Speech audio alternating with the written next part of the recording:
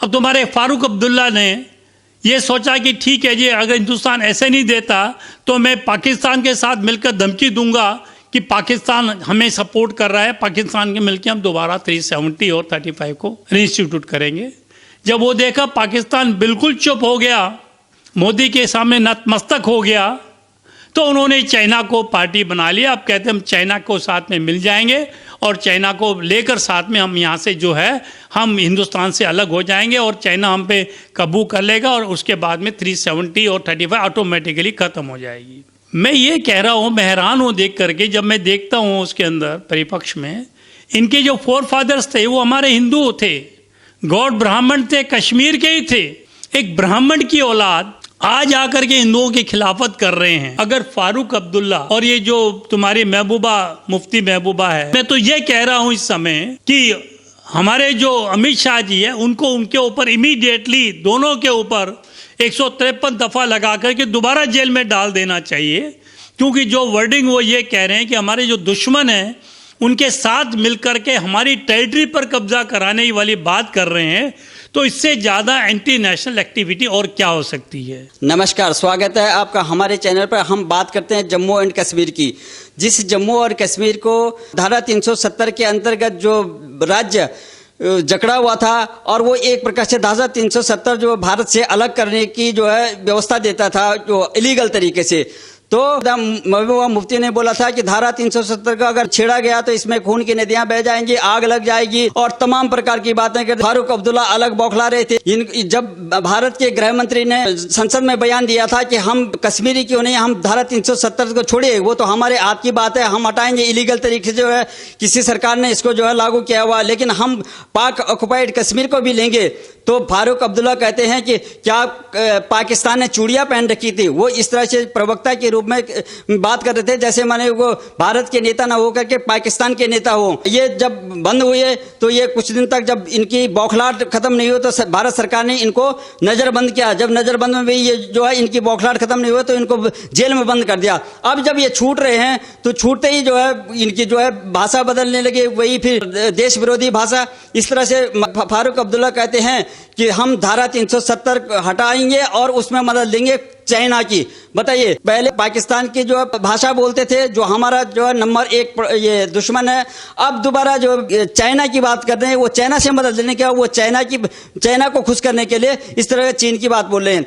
महबूबा मुफ्ती कहती है कि जो हमने खोया है हम फिर से लेके रहेंगे।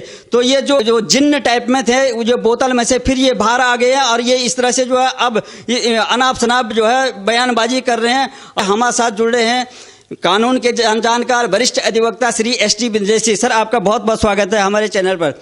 सर, चैनल का धन्यवाद।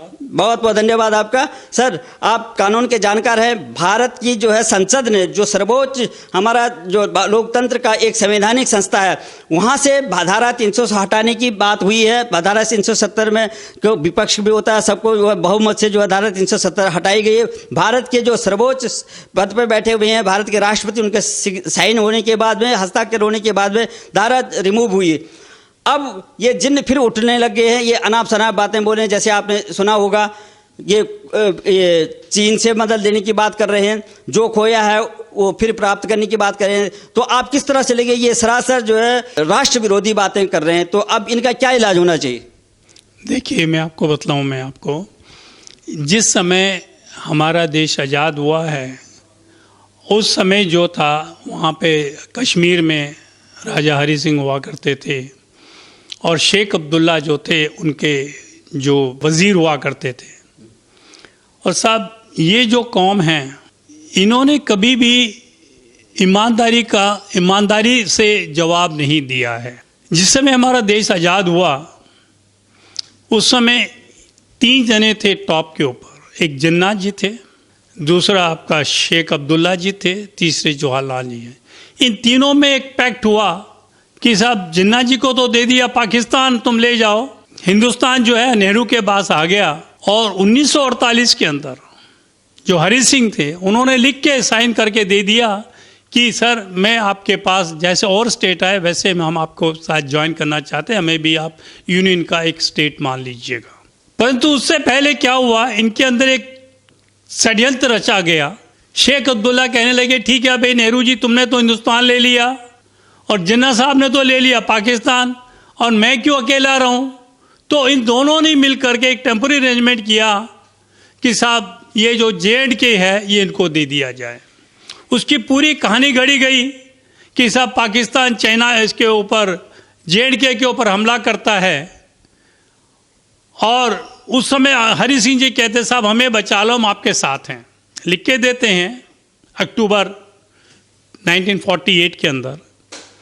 और जवाहरलाल नेहरू जी अपनी फोर्स भेजते हैं। उस समय जो शेख अब्दुल्ला थे उनके वजीर हुआ करते थे, और इन सब ने मिलकर के वो जो राजा हरि सिंह थे उनको तो उठा करके देश निकाला दे दिया, बॉम्बे में को हाउस अरेस्ट कर दिया कि तुम यहीं पे रहो, ना तुम दिल्ली आओगे ना तुम J&K जाओगे, और शेख अब्दुल्ला को वहाँ का प्राइम मिनिस्टर बना दिया। और जो ज़मीन पाकिस्तान ने कब्जे में ली थी लड़ाई करते हुए, वो जब हमारी फोर्स वहाँ पे गई, सरदार पटेल ने भेजा, वो ज़मीन हमने काफ़ी हद तक ले ली थी, बकाए भी लेने जा रहे थे।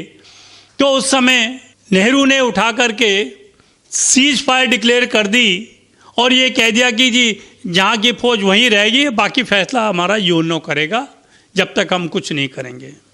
तो ये सारी कांग्रेस की सोची समझी चाल थी कि किस तरह से देश को दो टुकड़े किए गए, और फिर दो के बाद ये तीसरा टुकड़ा भी कर दिया गया, और संविधान में एक टेम्पररी प्रोविज़न दे दिया गया 370, जिसके हिसाब से जो कानून हम बनाते हैं पार्लियामेंट ऑफ इंडिया, वो डायरेक्टली उन पे लागू नहीं होते जब तक कि वहाँ की जो वो लेजिस्लेचर वो है वो उसको अलाउ नहीं करती, परमिट नहीं करती। उसके अलावा इन्होंने बैकडोर एंट्री करके आर्टिकल 35A भी डाल दिया था, जो हमने मोदी सरकार ने 2014 में आने के बाद इसको दोनों को रिवोक कर दिया। और देर आफ्टर उन्होंने क्या किया, जम्मू और कश्मीर को एक टेरिटरी बना करके हिंदुस्तान के अंदर एनेक्स कर लिया, मतलब हिंदुस्तान ने पार्ट ट्रीट कर लिया, और लद्दाख को भी एक उन्होंने टेरिटरी बना लिया। अब प्रॉब्लम ये हुई कि सन 47 से लेके 2014 तक, यानी कि 19 तक कह लीजिए आप, इन्होंने एक जरिया सोर्स ऑफ इनकम का बना रखा था, जहाँ की अथाह पैसा ये इकट्ठा कर रहे थे, और अपनी वहाँ पर एक अच्छी इन्होंने स्टेटस बना लिया। They were enjoying the power as the money both. और इस कश्मीर और हिंदुस्तान का या डिस्प्यूट के दिखा करके इन्होंने इंटरनेशनल लेवल से अरबों रुपए की संपत्ति और फंडिंग इकट्ठी करी। अब जब ये उन्होंने हटा दी यहाँ से दफ़ा 370, और it has become a part of India just like other states.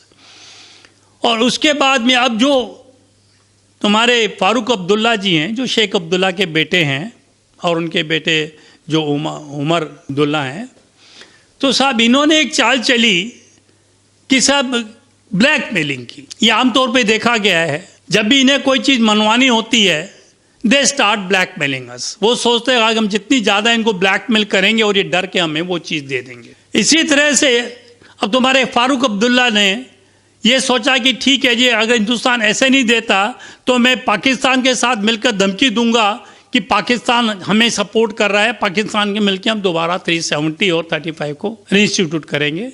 जब वो देखा पाकिस्तान बिल्कुल चुप हो गया, मोदी के सामने नतमस्तक हो गया, तो उन्होंने चाइना को पार्टी बना लिया। अब कहते हैं हम चाइना को साथ में मिल जाएंगे और चाइना को लेकर साथ में हम यहाँ से जो है हम हिंदुस्तान से अलग हो जाएंगे और चाइना हम पे काबू कर लेगा, और उसके बाद में 370 और 35 ऑटोमेटिकली ख़त्म हो जाएगी। मैं ये कह रहा हूँ, मैं हैरान हूँ देख करके, जब मैं देखता हूँ उसके अंदर परिपक्ष में इनके जो फोर फादर्स थे वो हमारे हिंदू थे, गौड़ ब्राह्मण थे, कश्मीर के ही थे।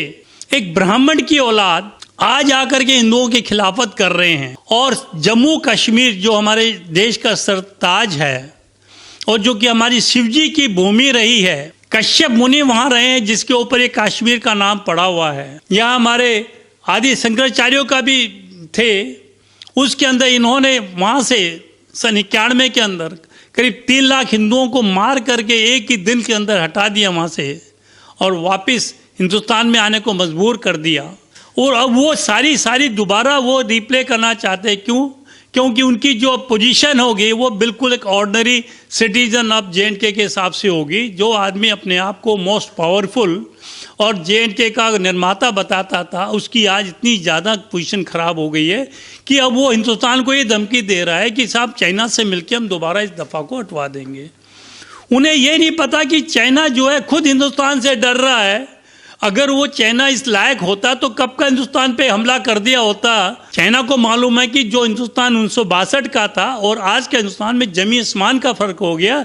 अगर चाइना 1 मील हमारे अंदर आ सकता है तो हम 10 मील उसका एरिया कब्जा करने की कैपेसिटी रखते हैं। इस हालात को जानते हुए भी अगर फारूक अब्दुल्ला और ये जो तुम्हारी महबूबा मुफ्ती महबूबा है वो ये सोचते हैं कि हम एक अलायंस बना करके छोटी मोटी पार्टी को साथ लेकर के एक ऐसा माहौल पैदा कर दें कि दोबारा भारत सरकार को वहां पे 370 दफा लगानी पड़ेगी और 335A है वो भी लगानी पड़ेगी, तो ये उनका बिल्कुल भ्रम है। इस बात से बिल्कुल भूल जाएं। बल्कि मैं तो ये कह रहा हूं इस समय कि हमारे जो अमित शाह जी है उनको उनके ऊपर इमीडिएटली दोनों के ऊपर 153 दफा लगा करके दोबारा जेल में डाल देना चाहिए।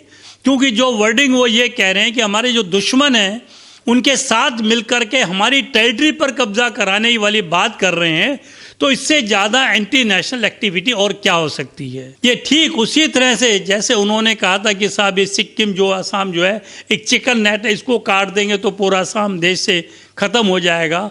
उसको जो जरगा जो थी उसको भी हम लोगों ने अरेस्ट किया और he is behind the bar. Similarly Farooq Abdullah and this Mohbaba Mufti should also be arrested and they should be thrown back into the jail again, ताकि उनको ये होश ठिकाने आ जाए कि ये देश हमारा वो नहीं है जो कांग्रेस के टाइम होता था।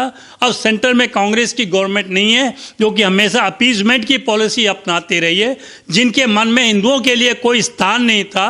अब यहाँ पर एक मोदी सरकार आ गई है जो कि हिंदुओं को और मुसलमानों दोनों के एक ही नज़र से देखती है, ना किसी को अपीज करती है ना किसी से दुश्मनी करती है। तो मेरा कहने का मतलब है इस समय भी समय है, अगर ये फारूक अब्दुल्ला और महबूबा मुफ्ती अगर समझ जाएंगी तो ठीक रहेंगी, वरना इनको फिर जाकर जेल के टुकड़े टुकड़े रोटियां तोड़नी पड़ेंगी। आपने बहुत अच्छी तरह से हमारे दर्शकों का मार्गदर्शन किया। बहुत बहुत धन्यवाद एडवोकेट साहब आपका।